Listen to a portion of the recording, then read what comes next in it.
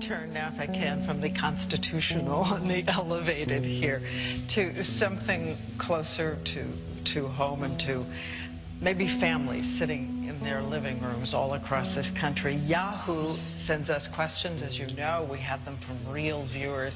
And I'd like to post one because it is about gay marriage, but at the level, and I would really love to be able to ask you what you would say personally sitting in your living rooms to the people who ask questions like this. This is from Phil in Virginia. Given that you oppose gay marriage, what do you want gay people to do who want to form loving, committed, long-term relationships? What is your solution? And Speaker Gingrich? Well, I think what I would say is that we want to make it possible to have those things that are most intimately human between friends occur. For example, you're in a hospital.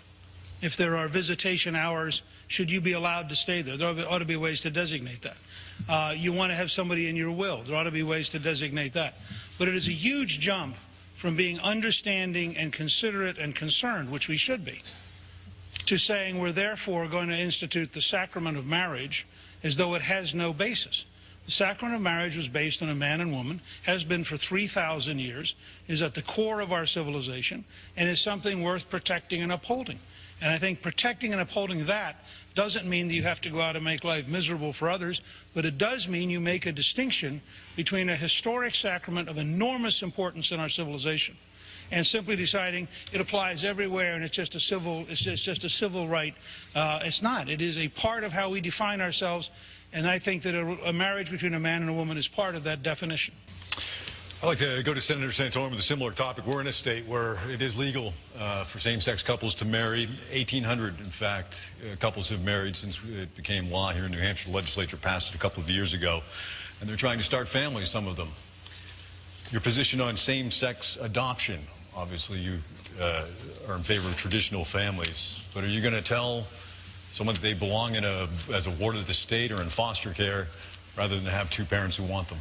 Well, this isn't a federal issue. It's a state issue, number one. The states can make that determination. In New Hampshire, my feeling is that this is an issue that should be done. I believe the issue of marriage itself is a federal issue, that we can't have different laws with respect to marriage. We have to have one law.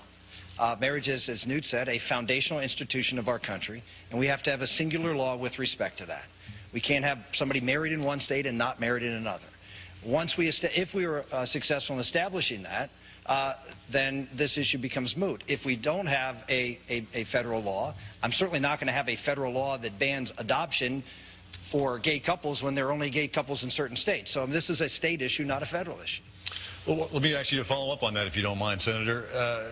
With those 1,800, if we have a federal constitutional amendment banning same-sex marriage, what happens to the 1,800 families who have married here? Are their marriages basically illegitimate at this point? If we have a constitution, if the Constitution says marriage is between a man and a woman, then marriage is between a man and a woman, and therefore that's what marriage is and would be in this country. And those who are not men and women who are married would not be married. That's what the Constitution would say. If I could come back to the living room question again, Governor Romney, would you weigh in on the Yahoo question about what you would say sitting down in your living room to a gay couple who say, we simply want to have the right to, as the person who wrote the email said, we want gay people to form loving, committed, long-term relations. It's in human terms, what would you say to them? Well, the answer is that that's a wonderful thing to do. And that there's every right for people in this country to form long-term, committed relationships with one another. That doesn't mean that they have to call it marriage, or they have to receive the approval of the state and a marriage license and so forth for that to occur. There can be domestic partnership benefits or a contractual relationship between two people, which would include, as Speaker Gingrich indicated, hospital visitation rights and the like. We can decide what kinds of benefits we might associate with people who form those kind of relationships, state by state. But to say that marriage is something other than the relationship between a man and a woman, I think is a mistake. And the reason for that is not that we want to discriminate against people or to suggest that gay couples are not just as loving and can't also raise children well, but it's instead a recognition that for society as a whole, the nation presumably will be better off if children are raised in a setting where there's a male and a female.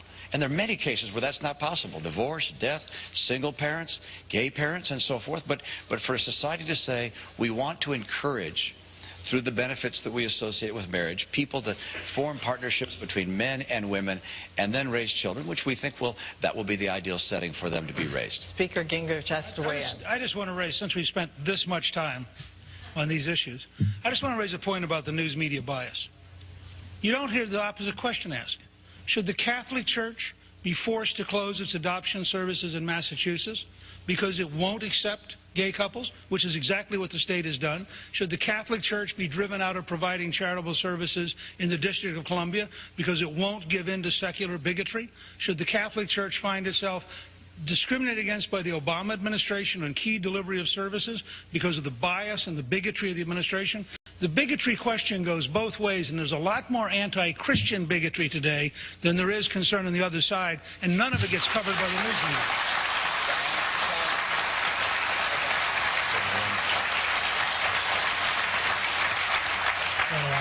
As you can tell, the people in this room feel that Speaker Gingrich is absolutely right, and I do too. And I was in a state where the Supreme Court stepped in and said marriage is a relationship required under the Constitution for people of the same sex to be able to marry. And John Adams, who wrote the Constitution, would be surprised. And it did exactly as Speaker Gingrich indicated. What happened was Catholic Charities that placed almost half of all the adoptive children in our state was forced to step out of being able to provide adoptive services. And the state tried to find other places to help children. We have to recognize that this decision about what we call marriage has consequence which goes far beyond a loving couple wanting to form a long-term relationship. That they can do within the law now. Calling it marriage creates a whole host of problems for families, for the law, for the practice of religion, for education. Let me say this. 3,000 years of human history shouldn't be discarded so quickly. So the first thing that you look for in a society, if you're trying to discern whether God has abandoned that society, is whether or not that society has gone through a sexual revolution so that illicit sex, adultery, every form of immorality is accepted as normal in that society. And we're there. You know a society has been abandoned by God when it celebrates lesbian sex.